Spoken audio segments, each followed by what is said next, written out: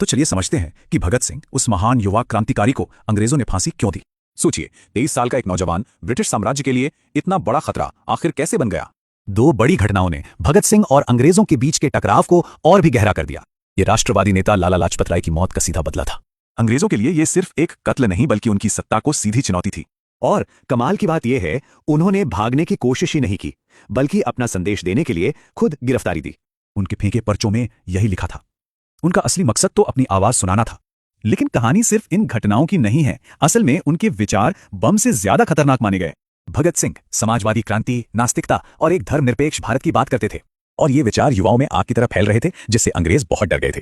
तो टकराव एकदम साफ था, एक तरफ भगत सिंह के विचार और दूसरी तरफ पूरे साम्राज्य का डर।